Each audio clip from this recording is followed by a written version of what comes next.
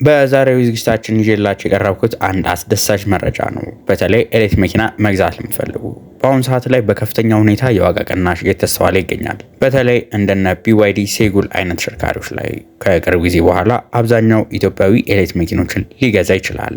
ከትንሽ ወራት በፊት BYD ሴጉል የ2025 ሞዴሉ ወደ 3 ሚሊዮን ብር አካባቢ እየተሸጠ ነበር። በአሁኑ ሰዓት ላይ ግን ከ2 ሚሊዮን 750 ሺህ ብር ጀምሮ ለገበያ ቀርበዋል። ይህም የዋጋ ቅናሽ ከ250 ሺህ ብር ጀምሮ የዋጋ ቅናሽ የተደረገበት ሲሆን ይህ ደግሞ ኢትዮጵያ ውስጥ ብቻ አይደለም። የዋጋ ቅናሹ በአጠቃላይ የዓለም አቀፍ የኤሌክትሪክ መኪና ላይ የተስተዋለ የሚገኝ ነገር ነው። ምን ተፈጥሮ ነው ዋጋው እንደዚህ የቀነሰ ያለው? ከዚህ በተጨማሪ ደግሞ እነዚህ የዋጋ ጦርነት እንዲነሳ ያደረገው ነገሮች ምንድናቸው? አሁን ንግዛ ወይስ ቆይተን የኤሌክትሪክ መኪኖችን ንግዛ የሚሉትን በዛሬው ዝግጅታችን በስፋት እናያለን። ከመረጃዎቹ ጋር አዶንያስ ነኝ። መልካም ቆይታ። ለዚህ ቻናል አዲስ ከሆናችሁ በዚህ ቻናል ላይ በየሳምንቱ ያለውን የአዲስ እንደሚያገለግሉ መኪኖች ላይ የተለያዩ መረጃዎች ይዘላችሁ ስለምንቀርብ ከመኪና ጋር የተገናኙ የተለያዩ መረጃዎች ለመከታተል ሰብስክራይብ ያድርጉ። እንዲሁም ቪዲዮ ሲለቀቅ በቶሎ እንዲደርሰው የደወሉን ይጫኑ። እነዚህ የዋጋ ቅናሾችን በምንመለከትበት ጊዜ አስፍተን መመልከት ያለብን በሀገራችን ብቻ ሳይሆን በዓለም አቀፍ ደረጃ ነው ማየት ያለብን። የኤሌክትሪክ መኪኖች ዋጋቸው እየቀነሰ ያለበት ዋነኛው ነገሮቹ የውድድር ነው። ይህም ከነ BYD፣ ቴስላ፣ ኤክስፔንግ፣ ኒዮ ከሚባሉ ትልልቅ መኪና አምራች ካምፓኒዎች ተመሳሳይ ካስተመሮችን ሪች ለማድረግ ሲሉ የተለያዩ የዋጋ ቅናሾችን እያደረጉ ይገኛሉ። ቴስላ የዋጋ ጦርነቱን በጀመረበት ጊዜ በቻይና እንዲሁም በኢሮፕ ላይ የዋጋ ቅናሽ ያደረገ ሲሆን በአሜሪካ ውስጥ ያለውን ማርኬት ሼር ደግሞ አስጠብቆ ለመሄድ ጠቅሞታል። የBYD የቴስላው ተወዳዳሪ መኪና አምራች ካምፓኒ ማለት ነው እጅግ በጣም የዋጋ ቅናሾችን ደግሞ የተለያዩ ሞዴሎች ላይ በማድረግ ይህንን ውድድር ለማሸነፍ እየተጠቀመበት ይገኛል። በ2024 BYD የዓለማችን አንደኛ የተባሉትን የቴስላ መኪና አምራች ካምፓኒ በእጥፍ በልጦት ትልቁ የዓለማችን መኪና አምራች ካምፓኒ ሆኗል። ይህንንም ተከትሎ BYD የተለያዩ ሞዴሎቻቸው ላይ የዋጋ ቅናሽ ያደርጋሉ።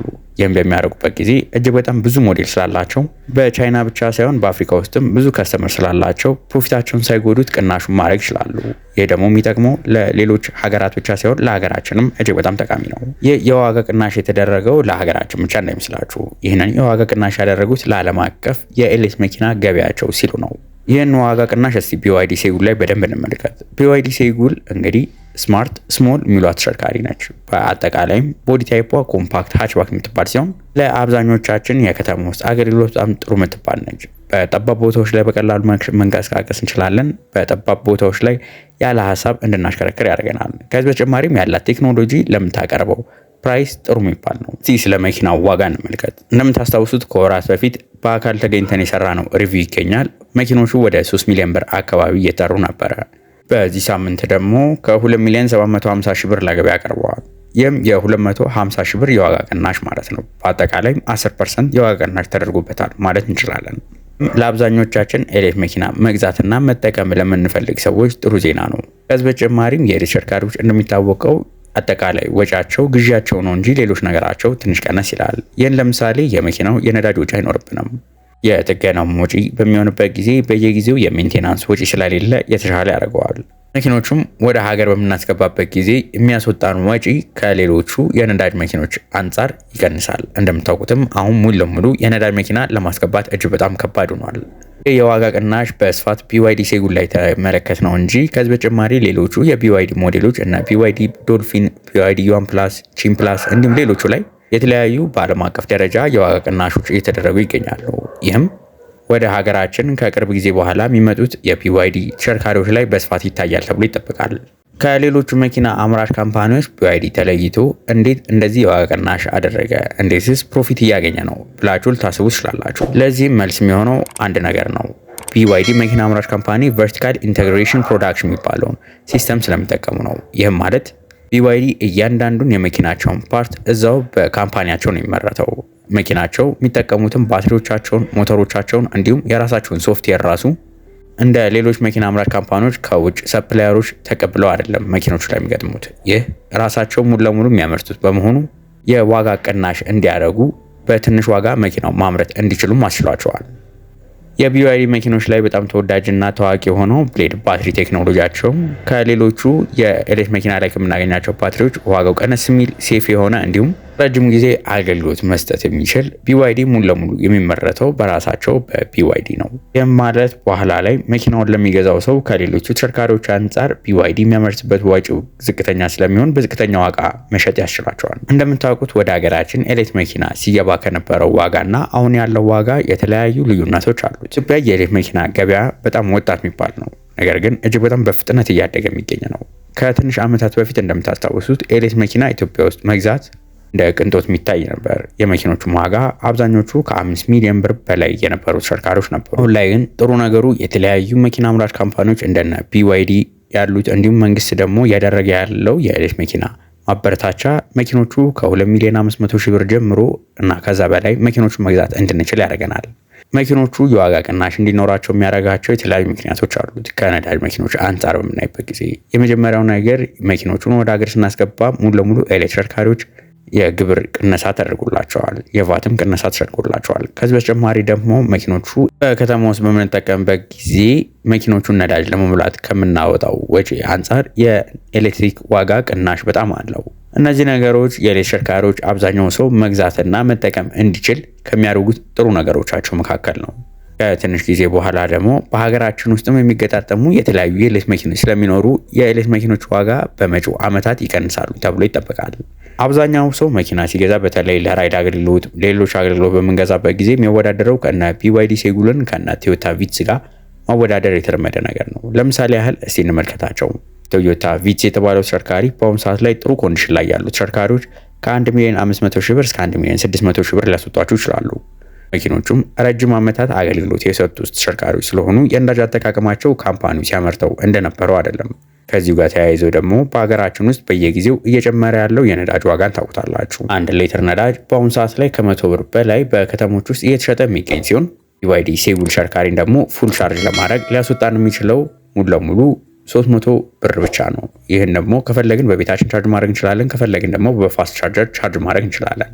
ኤሌክትሪክ መኪና ሌላኛው ጥቅሙ ደግሞ እንደ ነዳጅ መኪና በየጊዜው የሞተር ዘይት፣ ትራንስሚሽን ዘይት፣ ታይሚንግ ቤልት፣ ፊውል ፊልተር እና የመሳሰሉ ነገሮችን መቀየር በየጊዜው አያስፈልገንም። ሌላኛው ደግሞ በጣም የተሻለ የሚያደርገው የኤሌክትሪክ ተሽከርካሪ ከነዳጅ አንጻር የመኪናው ፍሬን ሲስተም ላይ በተለይ ፍሬን ሸራ የምንለው ነገሮች እጅግ በጣም ለረጅም ጊዜ የመቆየት አቅም አላቸው። የ5 ዓመት የራኒንግ ኮስታቸውን ብቻ በምናልበት ጊዜ የBYD ሴጉል እና የቶዮታ ቪትስ በምንመለከትበት ጊዜ በመቶ ሺዎች የሚቆጠር ብሮችን ተጨማሪ ቶዮታ ቪትስ ሊያስወጣን ይችላል። የኤሌክትሪክ ተሽከርካሪዎች ላይ እየተስተዋለ ያለው የዋጋ ቅናሽ ጥሩ ጎኖች አሉት፣ መጥፎ ጎኖች አሉት። በዓለም አቀፍ ገበያ ላይ እነ ቻይና BYD ሴጉልን ከ11,000 ጀምሮ ለገበያ እያቀረቡት ይገኛሉ።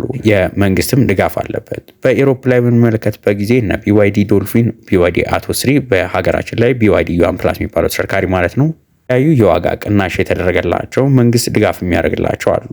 እነ ቴስላ በአሜሪካ ውስጥ ሞዴል 3 እንዲሁም ሞዴል ዋይ ተሽከርካሪዎች ላይ ወደ $7,000 አካባቢ የዋጋ ቅናሽ በቅርቡ እንደሚያደርጉ ይጠበቃል። በህንድ ውስጥ እንደምታውቁት ታላላቆቹ የመኪና አምራች ካምፓኒዎች እና ኤምጂ እና ታታ ሞተርስ በከፍተኛ ሁኔታ ገበያውን ተቆጣጥሮት ነበር። ይህንንም ለመገልበጥ ይመስላል BYD መኪና አምራች ካምፓኒ BYD E6 እና አቶ 3 ላይ እጅግ በጣም ከፍተኛ የዋጋ ቅናሽ እያደረጉ ነው። በብራዚልም በሳውዝ አፍሪካም የራሱን መኪና መገጣጠም የከፈተው BYD ከሌሎች ሀገራት ኢምፖርት ከሚደረጉት የBYD ተሽከርካሪዎች ከ10% እስከ 15% የዋጋ ቅናሽ አድርጎ መኪኖቹን እየገጣጠመ ለገበያ እያቀረበ ይገኛል። ይህ የዋጋ ጦርነቱ ጊዜያዊ አይመስልም፣ ለረጅም ጊዜ የሚቆይ ይመስላል። ነገርኳችሁ። ይህ የዋጋ ጦርነት ጥሩ ጎኑ ያለው ሲሆን መጥፎ ጎንም አለው። ጥሩ ጎኑ አዳዲስ የኤሌክትሪክ መኪና ለሚገዙ ሰዎች በዝቅተኛ ዋጋ ኤሌክትሪክ መኪና መግዛት የሚያስችላቸው ሲሆን የኤሌክትሪክ መኪናን ገዝተን ግን በኋላ ላይ ስንሸጠው አትርፈን እንሸጣለን ብለን የምናስበው አይነት ተሽከርካሪ አይደለም። የኤሌክትሪክ ተሽከርካሪ ለምሳሌ አሁን የዛሬ ሳምንት አካባቢ 1000 ኪሎ ሜትር የተጓዘ BYD ሴጉል ተሽከርካሪ በ2 ሚሊዮን 700 ሺህ ብር ለገበያ ቀርቦ ነበር። ይህ አዲሱ 2025 ሞዴሉ በ2 ሚሊዮን 750 ሺህ ብር የሚሸጥ ከሆነ የ1000 ኪሎ ሜትር የተጓዘ ተሽከርካሪ በ2 ሚሊዮን 500 ሺህ ብር ወይ ደግሞ በ2 ሚሊዮን 600 ሺህ ብር መሸጥ ይኖርበታል። ነገር ግን መኪና የተገዛበት ዋጋ ወደ 2 ሚሊዮን 800 ሺህ ብር ወይ ደግሞ 2 ሚሊዮን 900 ሺህ ብር አካባቢ ነው። ስለዚህ እንደዚህ አይነት መኪኖችን በምንገዛበት ጊዜ ቁም ብለን ማሰብ የሚኖርብን አንዳንድ ነገሮች አሉ። ከእነዚህ መካከል የመጀመሪያው ደግሞ ሴሉ በተጨማሪ ማለት ነው የቻርጂንግ ኢንፍራስትራክቸር ነው። እንደምታውቁት ሀገራችን ላይ የፋስት ቻርጀር ያን ያህል የተለመደ አይደለም። የተወሰነ ቦታዎች ላይ ብቻ ነው የምናገኘው። እዚህ ግን እጅግ በጣም የተሻለ የሚያደርገው ነገር በቤታችን ውስጥ ቻርጅ ማድረግ ነው። በተለይ BYD ተሽከርካሪዎችን በምንገዛበት ጊዜ ሁለት ቻርጀር አብሮ ይሰጠናል። መጀመሪያው ሌቭል 1 ቻርጀር ሲሆን ሁለተኛው ደግሞ ሌቭል 2 ቻርጀር ነው። ሌቭል 1 ቻርጀሩ እንደ ስፖርት ጎማ ይዘነው የምንዞረው ሲሆን ይህም አንዳንድ ቦታዎች ላይ ስንሄድ ቻርጅ መኪናችን በሚጨርስበት ጊዜ ኖርማል ሶኬት ላይ ሰክተነው ቻርጅ ሊያደርግልን የሚችለው ነው። ኛው ደግሞ ቤታችን ላይ ከቆጣሪ ስበን የምናዘጋጀው ሌቭል 2 ቻርጀር ነው። ይህም ባለ 7 ኪሎዋቱ ስለሚሆን መኪናችንን በ8 ሰዓት ውስጥ ፉል ማድረግ የሚችለው ማለት ነው። ሌላኛው ደግሞ BYDን ጨምሮ ሌሎቹንም የመኪና በምንገዛበት ጊዜ የባትሪው እድሜ ምን ያህል ነው የሚለው ነገር በጣም አሳሳቢ ነው። BYD ተሽከርካሪዎች አብዛኞቹ በሊቲየም አይረን ፎስፌት ባትሪ ነው የሚመጡት። ይህም በመሆኑ ረጅም ጊዜ የመቆየት አቅም አላቸው። በተለያዩ ቴስቲንግ ላይ እንደተረጋገጠው ከሆነ የBYD ተሽከርካሪዎች እስከ 500,000 ኪሎ ሜትር ጥሩ አገልግሎት ሊሰጡ እንደሚችሉ ታይቷል። የባትሪ እድሜያቸው ደግሞ በአመት ስናስቀምጠው ከ8 እስከ 12 ዓመት የማስጠቀም አቅም ያለው ሲሆን እኛ ደግሞ እጅግ በጣም የምንጠነቀቅለት ከሆነ ፋስት ቻርጀር ሳናስነካ ሌሎች ነገሮችን በየጊዜው እያሳየን ቼክ የምናደርገው ከሆነ እስከ 15 ዓመት ድረስ አገልግሎት ሊሰጡ እንደሚችሉ BYD እንዲሁም ሌሎች ገለልተኛ የባትሪውን እድሜ ቼክ የሚያደርጉ ካምፓኒዎች ያረጋገጡት ነገር ነው። ሌላኛው ደግሞ የስፔር ፓርት ጉዳይ ነው። ስፔር ፓርት እንዲሁም ጥገና በሀገራችን ላይ ያን ያህል የተስፋፋ አይደለም። ይህ ግን እኛ ሀገር ብቻ ሲሆን አብዛኞቹ የአፍሪካ ሀገራት ላይ የሚስተዋል ነገር ነው።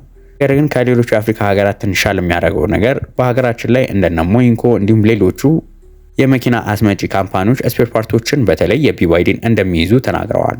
የጥገና ጉዳይም ቢሆን በአሁኑ ሰዓት ላይ አሉ የሚባሉ በአዲስ አበባ ውስጥ ከ5 በላይ ጥሩ መካኒኮች ያሉባቸው የኤሌክትሪክ መኪና ጋራጆች አሉ ሲሆን ይህም ከዛሬ 3 እና 4 ዓመት በፊት ከነበረው የተሻለ የሚያደርገው ነው። ወደፊት ደግሞ እጅግ በጣም የተሻለ ይሆናል ተብሎ ይጠበቃል። ሌላኛው ነገር ደግሞ የሪሴል ቫልዩ ጉዳይ ነው። እንደምታውቁት አብዛኛው ሰው መኪናውን ገዝቶት ከተጠቀመበት በኋላ አትርፎ መሸጥ ይችላል።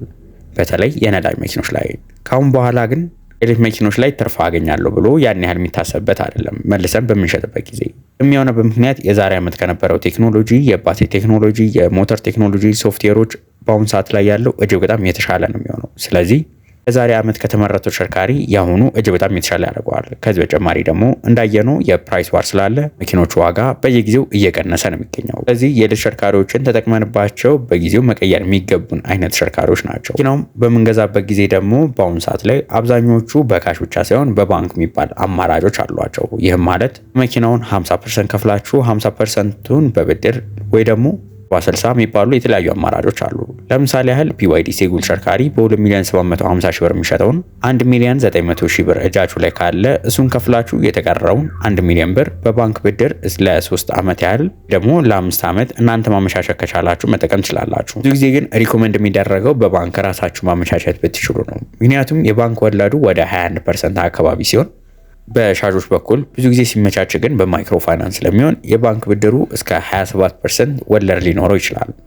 ከዚህ በተጨማሪ ደግሞ ብዙ ሰው አሁን እያሳሰበው ያለው ነገር የመኪናው መግዛት የሚያስችለው ሙሉ ብር እጁ ላይ ኖሮ ራሱ መኪናውን አሁን ልግዛ ወይስ ደግሞ የመኪኖቹ ዋጋ ከዚህ በተጨማሪ ሲወርድ ጠብቄ ልግዛ የሚለው ነገር ነው። የአብዛኛው ሰው ጥያቄ ለሆነው ሁለት አይነት መልሶች አሉት። መኪናውን አሁን ገዝታችሁ አሁን መጠቀም የምትፈልጉ ከሆነ በተለይ ለራይድ ለመስራት ለሌሎች አገልግሎቶች መጠቀም የምትፈልጉ ከሆነ አሁን ጥሩ ሰዓት ነው መኪናውን ለመግዛት። ምክንያቱም የኤሌክትሪክ መኪኖችን ለመግዛት እያሳየ ያለው የአብዛኛው ሰው ፍላጎት እንዲሁም የገንዘብ በየጊዜ የመግዛት አቅም መዳከም በኋላ ላይ የመኪናውን ዋጋ ሊጨምረው ይችላል ተብሎ ስለሚታሰብ አሁን መግዛቱ ጥሩ ነው። ነገር ግን መኪናውን መግዛት አሁን የማያስቸኩለን ከሆነ ከትንሽ ዓመታት በኋላ ሀገራችን ውስጥ የኤሌክትሪክ መኪና መገጣጠም እንዲሁም አዳዲስ ሞዴሎች ወደ ሀገራችን ሊገቡ ስለሚችሉ መጠበቁ ተመራጭ ያደርገዋል። ከትንሽ ዓመታት በኋላም የኤሌክትሪክ መኪኖችን መግዛት ያን ያህል የቅንጦት ተደርጎ አይታይም። በአዲስ አበባ፣ ባህር ዳር፣ ሐዋሳ እንዲሁም ሌሎች ቦታዎች ላይ የBYD ምርት የሆኑትን ተሽከርካሪዎችን መጠቀም እንዲሁም የሌሎች ብራንድ የሆኑ የተሽከርካሪዎችን መጠቀም የተለመደ ሊሆን ይችላል። እንደዚሁ አይነት እንዳየናቸው እንደነ BYD ሴጉል አዳዲስ መኪኖች ከ2,750,000 ብር ጀምሮ መሸጥ ጥሩ ምልክት ነው ሊባል ይችላል። ይህንን ቪዲዮ ከወዳችሁት ላይክ እንዲሁም ሌሎች ከመኪና ጋር የተገናኙ መረጃዎች መከታተል ፈልጉ ከሆነ ሰብስክራይብ ያድርጉ። ለወዳጅ ለዘመዶቻችሁ ደግሞ ይህንን ቪዲዮ ሼር ያድርጉላቸው። በየጊዜው አዳዲስ የኤሌክትሪክ መኪና ተሽከርካሪዎችን፣ ነዳጅ መኪኖችን፣ ሁሉንም ከመኪና ጋር የተገናኙ መረጃዎችን መከታተል ፈልጉ ከሆነ ይህንን ቻናል ይከታተሉ። ሀሳብ አስተያየታችሁን ደግሞ ኮሜንት ላይ ጻፉልን። በቀጣይ እስከምንገናኝ ድረስ መልካም ሁሉ ተመኘው።